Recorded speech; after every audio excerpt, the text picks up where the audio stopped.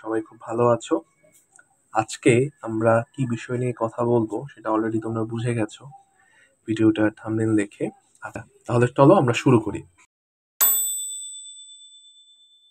আচ্ছা, প্রথমে আসো, খেয়াল করো। এখানে প্রথমে আমরা যে বিষয় নিয়ে কথা বলবো সেটা হচ্ছে জাদুঘর নিয়ে কথা বলবো। ওকে, জাদুঘর।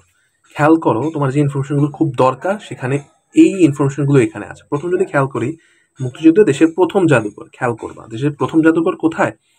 ঢাকার সেগুন বাগিচায়। খেয়াল করো, ঢাকার সেগুন বাগিচা পরে আগারগাঁওয়ে নেওয়া হয়। তাহলে শুধুই বলে মুক্তিযুদ্ধে দেশের প্রথম জাদুঘর কোথায় অবস্থিত, তখন কি হবে? আগারগাঁও। এটা কিন্তু ঢাকার সেগুন বাগিচায় প্রথমে ছিল, এখন কোথায় আছে? এখন এটা আগারগাঁওয়ে। তো যদি যদি বলে মুক্তিযুদ্ধে দেশের প্রথম জাদুঘর কোথায় অবস্থিত, কোথায় হবে? সেটা হবে আগারগাঁওয়ে। ওকে, সেটা কিন্তু সেগুন বাগিচা না, সেটা কি আগারগাঁওয়ে হবে। জন্য দুইটাই আমি তোমাকে নিয়ে আসলাম। ওকে, আসো পরেরটাতে আসো। মুক্তিযুদ্ধের প্রেরণায় নির্মিত বাংলাদেশের প্রথম এবং একমাত্র ভূগর্ভস্থ জাদুঘর। খেয়াল করো, জাদুঘর দেখলেই দাগায় দিবা না, আগে দেখবা। যেমন প্রথমটার ক্ষেত্রে প্রথম, এখানে প্রথম আছে, বাট এখানে কি একমাত্র ভূগর্ভস্থ মানে মাটির নিচে। কি? সোহরাওয়ার্দী উদ্যান স্বাধীনতা জাদুঘর। ওকে, সোহরাওয়ার্দী উদ্যান স্বাধীনতা জাদুঘর। তাহলে মুক্তিযুদ্ধ ভিত্তিক দেশের প্রথম জাদুঘর কোথায়?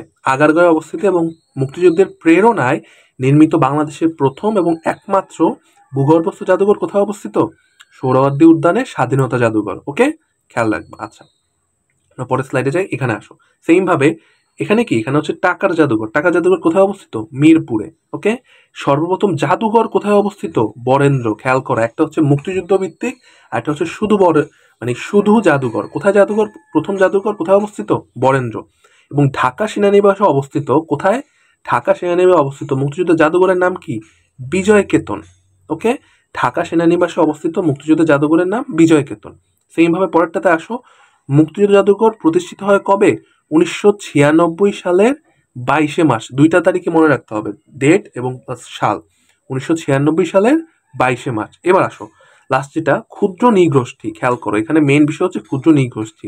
ক্ষুদ্র নৃগোষ্ঠী জাদুঘরটা কোথায় অবস্থিত? রাঙামাটি। তাহলে টাকার জাদুঘর কোথায়? মিরপুরে। সর্বপ্রথম জাদুঘর কোথায়? বরেন্দ্র। আর মুক্তিযুদ্ধ ভিত্তিক কোথায়? আগারগাঁও। এটা কিন্তু সেগুনবাগিচা প্রথমে ছিল। আর ঢাকা সেনানিবাসে অবস্থিত মুক্তিযুদ্ধ জাদুঘরের নাম কি? বিজয় কেতন। তা যদি বলে বিজয় কেতন জাদুঘর কোথায় অবস্থিত? ঢাকা সেনানিবাসে। ওকে, আর মুক্তিযুদ্ধ জাদুঘর প্রতিষ্ঠিত হয় কত সালে? 1996 সালের 22 মার্চ। দুইটাই মনে রাখতে হবে। এবং বাংলাদেশের ক্ষুদ্র নৃগোষ্ঠী জাদুঘর কোথায় অবস্থিত? রাঙামাটিতে। ওকে, আচ্ছা, পরেরটাতে আসো। বীরশ্রেষ্ঠ, বীরুত্তম, বীর বিক্রম এবং বীর প্রতীক নিয়ে। এখানে তোমার বীরশ্রেষ্ঠ, বীরুত্তম, বীর বিক্রম মানে 7জন বীরশ্রেষ্ঠ নাম আমরা কিভাবে মনে রাখতে পারি সেটা অলরেডি একটা ভিডিও দেওয়া আছে, চ্যানেলটাতে দেখে নিবে এবং আমি কমেন্ট বক্সেও দিয়ে দিব। ওকে, যদি কমেন্ট বক্সে না দিতে মনে না থাকে অবশ্যই চ্যানেলটাতে ঘুরে দেখে আসবে। ওকে, এটা সেম ভাবে বিশিষ্ট 7জন জানো। বীরুত্তম 68 জন, বীর বিক্রম 174, বীর প্রতীক 124 জন। খেয়াল করো, তোমাকে যদি বলে বাংলাদেশ বীর প্রতীক মুক্তিযোদ্ধা, খেয়াল করো মুক্তিযোদ্ধা কয়জন? 67 জন, একজন এক্সট্রা। বীরুত্তম মোট 68, কিন্তু মুক্তিযুদ্ধে কয়জন? 67 জন মুক্তিযোদ্ধা। আর বীর বিক্রম 174, বীর প্রতীক 424। খেয়াল করো, সোজা কথা, তোমার তাহলে মোট খেতাবধারী কয়জন? 673 জন। ওকে, আর যদি মুক্তিযোদ্ধা বলে তখন কয়জন? 672 জন। কেন? কারণ মুক্তিযুদ্ধ তোমার এখানে, এই যে মুক্তিযুদ্ধে এখানে তোমার 67 জন, কিন্তু বীর উত্তম কয়জন? 68 জন। খেয়াল রাখবা। তাহলে 7, 68, 174, 424। 7, 68, 174, 424। ঠিক আছে, এটা মনে রাখতে হবে। আর মুক্তিযোদ্ধা বললে কয়জন? 67 জন। আর সর্বমোট কত? 672 জন। ওকে, একটু খেয়াল রাখতে হবে। আচ্ছা, পরেরটাতে আসো। সেতারা, এগুলো নিয়ে একটু টুকটাক কিছু ব্যক্তিত্ব নিয়ে একটু আমাদের জানতে হবে। সেটা হচ্ছে প্রথম যেটা, সেটা হচ্ছে সেতারা বেগম। উনি কি সর্বপ্রথম বীর প্রতীক পায় এবং কয় নাম্বার সেক্টরে? 2 নাম্বার সেক্টরের জন্য। তাহলে সর্বপ্রথম বীর প্রতীক খেতাব পান কে? সেতারা বেগম, এবং 2 নাম্বার সেক্টরে ছিলেন। এই দুটো জিনিস মনে রাখলেই তোমার জন্য বেটার।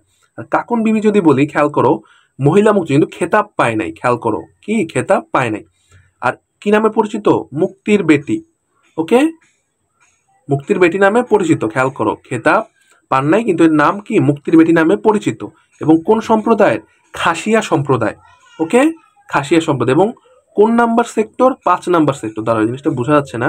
এটা হচ্ছে মুক্তির বেটি নামে পরিচিত, খাসিয়া সম্প্রদায়, এবং কি 5 নাম্বার সেক্টরে গুপ্তচরের কাজ করেন।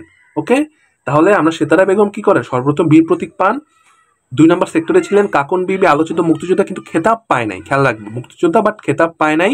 মুক্তির বেটি নামে পরিচিত এবং তিনি খাসিয়া সম্প্রদায়ের এবং 5 নম্বর সেক্টরে গুপ্তচরের কাজ করেন। কি হিসেবে? গুপ্তচরের কাজ করেন। ওকে, আচ্ছা এবার আসো আমরা পরেরটাতে। এবার তারামন বিবি নিয়ে আমরা, তারামন বিবি কি 11 নম্বর সেক্টরে, যেটা খুব ইম্পর্টেন্ট, এটা একটু মনে রাখতে হবে, 11 নম্বর সেক্টরে। আর ইউ ক্যাচিং মারমা কি ক্ষুদ্র নৃগোষ্ঠী জনসমাজ থেকে একমাত্র বীর বিক্রম। ওকে, ক্ষুদ্র নৃগোষ্ঠী ও জনসমাজ থেকে একমাত্র বীর প্রতীক বীর বিক্রম খেতাব পান। এবার তাহলে বলো তো, আমরা অলরেডি একটা পড়ে আসছিলাম, সেটা হচ্ছে ক্ষুদ্র নৃগোষ্ঠীর যে জাদুঘরটা সেটা কোথায়? ক্ষুদ্র নৃগোষ্ঠীর জাদুঘর কোথায়? সরি, জাদুঘরটা কোথায়?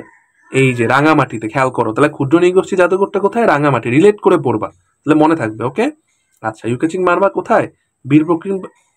বীর বিক্রম পায় ক্ষুদ্র নৃগোষ্ঠী জনসমাজ থেকে। ওকে, এবার আসো ভাষা আন্দোলন বিষয়ক যেগুলো আছে সেগুলো হচ্ছে উপন্যাস যদি আমি বলি, আরেক ফাল্গুন লিখেছে কে? জহির রায়হান।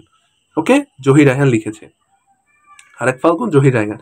আর যদি কবিতা বলি, কাঁদতে আসিনি ফাঁসির দাবি নিয়ে এসেছি, এটা কে লিখছে? মাহবুবুল আলম। ওকে, এটা কি? কবিতা। এটা হচ্ছে ভাষা আন্দোলন বিষয়ক উপন্যাস। এবার যদি নাটক বলি, সেটা কি? কবর। লিখছে কে? মুনির চৌধুরী। ওকে, চলচ্চিত্র জীবন থেকে নেয়া। চলচ্চিত্র কি? জীবন থেকে নেয়া এবং লিখছে কে? জহির রায়হান। তাহলে জহির রায়হান এখানে কয়টা? 2টা। ওকে, জহির রায়হান কি উপন্যাস লিখছে আরেক ফাল্গুন, পাশাপাশি কবিতা কি? কাঁদতে আসিনি ফাঁসির দাবি নিয়ে এসেছে, কে লিখেছেন? মাহবুবুল আলম। ওকে, আর নাটক কবর হচ্ছে মুনির চৌধুরী, আর চলচ্চিত্র জীবন থেকে না। আর সবচেয়ে আরেকটা যেটা ইম্পর্টেন্ট আছে সেটা হচ্ছে তোমাকে একটু মনে রাখতে হবে, সেটা হচ্ছে এই যে সর্বপ্রথম আমার সোনার বাংলা গানটি কোন ইয়াতে প্রথম ব্যবহৃত হয়? এই যে জীবন থেকে নেয়া চলচ্চিত্রে। তাহলে জীবন থেকে নেয়া চলচ্চিত্রকে জহির রায়হান পরিচালনা করে এবং এই চলচ্চিত্রে প্রথম আমার সোনার বাংলা গানটি ব্যবহৃত হয়। ওকে, তাহলে উপন্যাস, কবিতা, নাটক, চলচ্চিত্র। ঠিক আছে, এই বিষয়গুলো একটু মাথায় রাখতে হবে। আসো আমরা পরেরটাতে আসি। আসো লাস্ট যে স্লাইডটা, এটা সর্বশেষ স্লাইড। খেয়াল করো, সর্বদলীয় রাষ্ট্রভাষা সংগ্রাম পরিষদ। প্রশ্নটা আগে পড়বা, কি বলছে? রাষ্ট্রভাষা সংগ্রাম পরিষদ কোথায়? 2 মার্চ 1948। দুইটা একটু মনে রাখতে হবে।